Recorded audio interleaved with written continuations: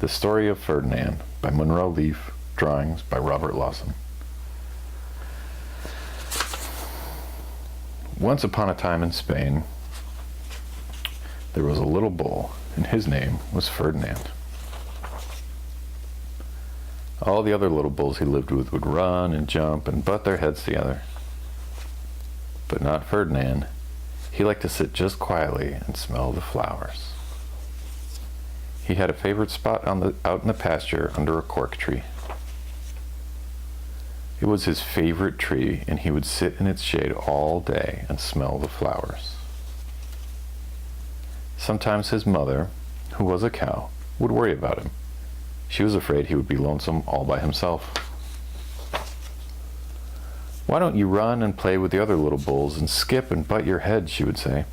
But Ferdinand would shake his head. "I like it better here, where I can just sit quietly and smell the flowers." His mother saw that he was not lonesome, and because she was an understanding mother, even though she was a cow, she lets him sit just there and be happy.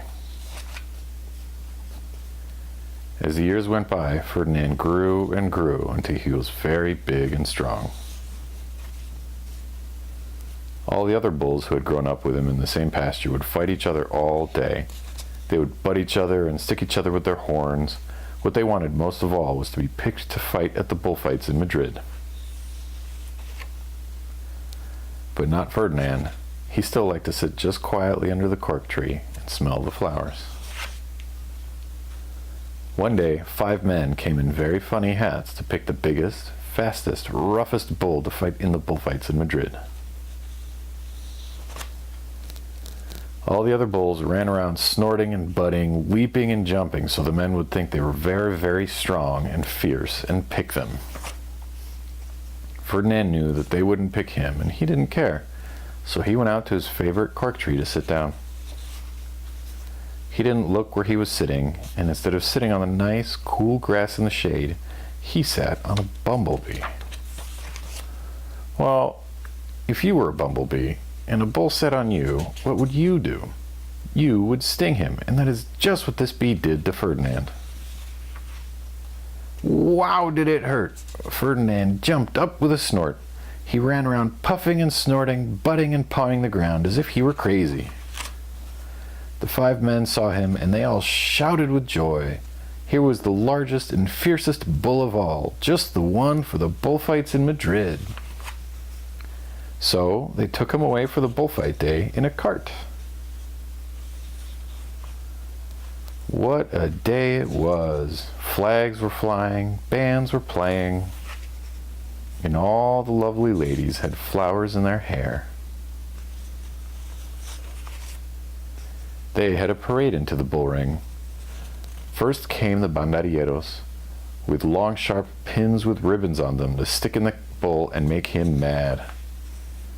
Next came the picadores, who rode skinny horses, and they had long spears to stick in the bull and make him madder. Then came the matador, the proudest of all. He thought he was very handsome and bowed to the ladies. He had a red cape and a sword and was supposed to stick the bull last of all. Then came the bull, and you know who that was, don't you? Ferdinand. They called him Ferdinand the Fierce, and all the banderilleros were afraid of him, and the picadores were afraid of him, and the matador was scared stiff. Ferdinand ran to the middle of the ring, and everyone shouted and clapped because they thought he was going to fight fiercely and butt and snort and stick his horns around. But not Ferdinand. When he got to the middle of the ring, he saw the flowers in all the lovely ladies' hair, and he just sat down quietly and smelled. He wouldn't fight and be fierce no matter what they did. He just sat and smelled. And the banderilleros were mad, and the picadores were madder, and the matador was so mad he cried because he couldn't show off with his cape and sword. So they had to take Ferdinand home. And for all I know, he's sitting there still, under his favorite cork tree, smelling the flowers just quietly. He is very happy. The end.